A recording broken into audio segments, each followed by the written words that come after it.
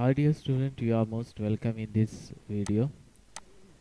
In this video, we have to learn about omission of the articles. Okay, so first of all, we will see whether to use articles and whether not to use articles. Number one rule is here: articles are not used with countable, sorry, uncountable, abstract, and material nouns when they are used in general sense. Suppose if you use uncountable nouns, abstract nouns, and material nouns just for a general sense or common sense, then there is no need to use definite and indefinite articles.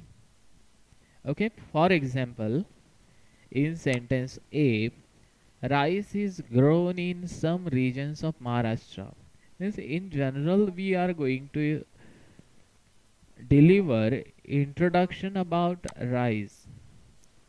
Okay, means here is a general sense by saying rice is grown in some regions of Maharashtra, and therefore we not use definite and indefinite article before uncountable, abstract, and material nouns. Okay, same thing happens with sentence B.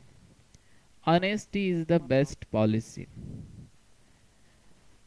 Means here is not any motto, special motto before saying honesty is the best policy. Means by using general sense, we are saying honesty is the best policy, and therefore we don't have use any article before honesty. Okay, then rule number second, with plural countable nouns used in general sense. Means if plural countable nouns like children, books, peoples, okay, use in a general sense, then there could not be any need to use definite as well as indefinite articles. Means here we are going to deliver general information as well as introduction about children, books, and people in general sense, as well as by using general sense. Means we use general sense in a sentence A, B, and C also. Children are innocent. Means generally we are saying children are innocent. Books are our best friends. And in third one, people are habituated to smartphone. Means plural countable nouns used in general sense, not any other sense. Okay, excluding general sense. And therefore we don't have use any articles. Rule number third is here: with noun phrases that contains other determinants. For example, in sentence A, my house is located at Shivajinagar. Means in this noun phrase, my house subject is predicator and is located predicator, and at Shivajinagar is adverbial. Okay, but here we have used a different determiner. Okay, means at is determines a noun, and noun is Shivajinagar. Okay, is it clear to everybody? At is a determiner which determines noun, and noun is Shivajinagar. So in such situation, you don't have any need to use definite or indefinite articles. I recently read America's history. I recently read America's history. Means in sentence B, we are seeing noun phrase. Noun phrase. Okay. And in this noun phrase, we have used certain types of determinants in place of articles. Okay. And that's why you don't have uh, any need, as well as you need not have to use definite or indefinite articles. Then sentence C, I look at this cat, okay, with curiosity. Means this cat, okay. At is preposition, this is determinant, and cat is noun. Noun, okay. Means this noun phrase. In this noun phrase, we use determiner this, and suppose if we have used determiner like this, that, these, those, no need to replace any other article in place of these determinants. Okay, this one is the third rule as well as guideline, not to use articles. Okay, about not to use articles. Then come to the point, before language. Okay, means we speak English for effective global communication. If you have used any language like English, French, or Marathi, means native language, non-native language, means you, if you have used as well as mention a name of any other language in your sentence, no need to mention as well as no need to use any other articles like a and the. Means we speak English for effective global communication.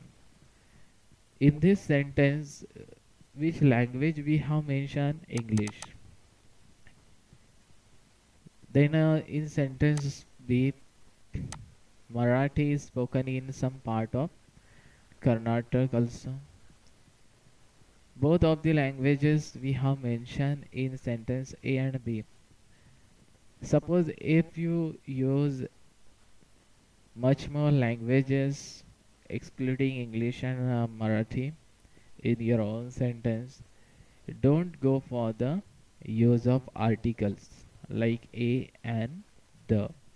Okay, means before language, uh, no any article will come.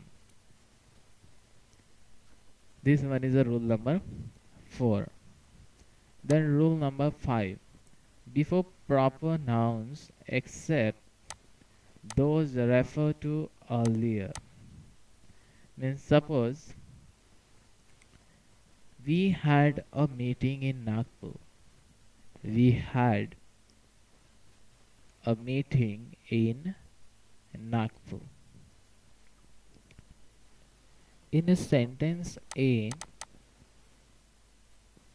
what about proper noun? Nagpur. It is given to a city.